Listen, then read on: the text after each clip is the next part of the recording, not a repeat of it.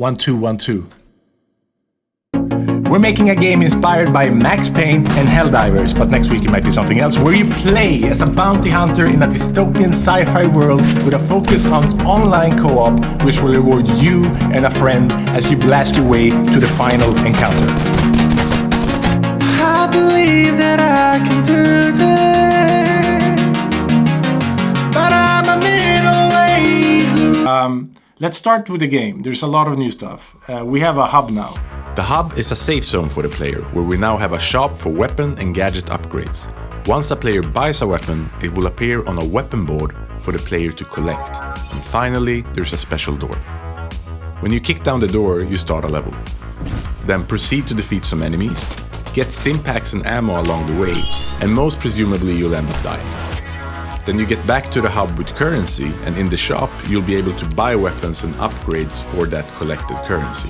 And in the shop we have the classic gun stats for damage, accuracy and speed. And once you buy a weapon, it will appear on the weapon board that currently acts as a loadout. It's a 3D point and click loadout, which is different from the classical ones, but it has its own style.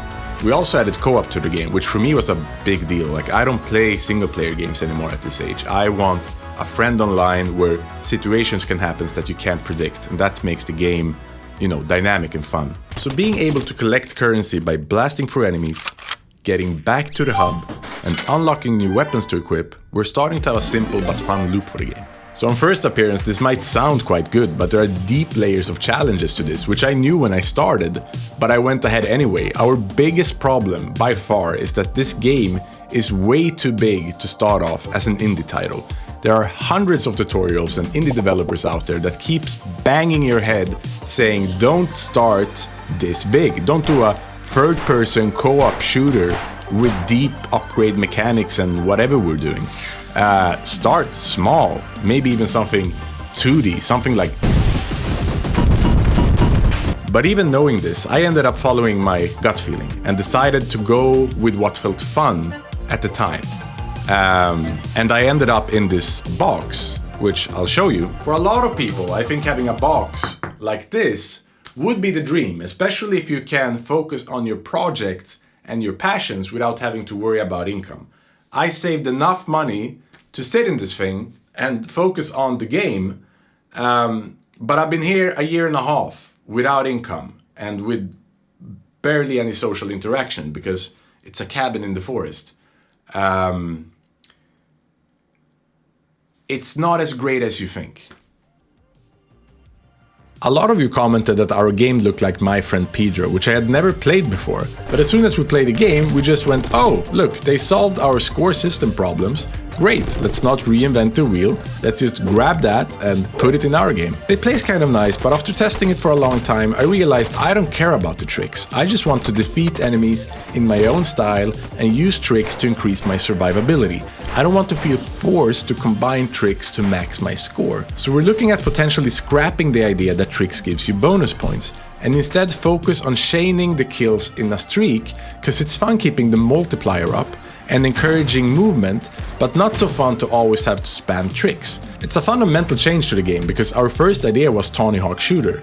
And now we're sort of stripping that away from the entire game, but we're baking it in challenges. So for example, you get into an arena where you combine tricks with kills to get you rewarded. And talking about character movement, we felt that this thing of jumping on stuff without anything happening became kind of stale.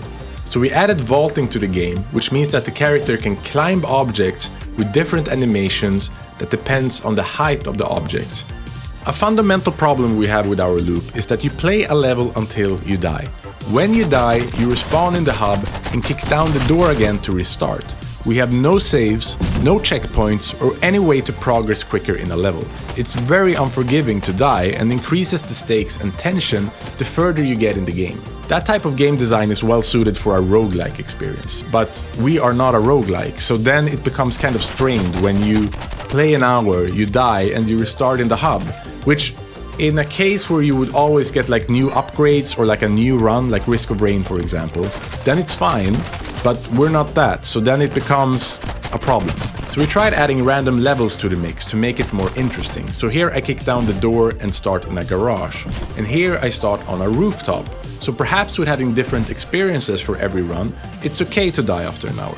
So we tested this for 6 months, and while it was quite fun, it still feels like we're shoehorning roguelike elements into a game that doesn't want to be a roguelike. So adding checkpoints seems like a natural solution. But then it turns to a classical linear design with low replayability.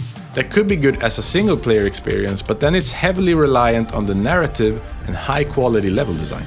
So what we're prototyping now is a traditional mission select similar to Helldivers or Deep Rock Galactic.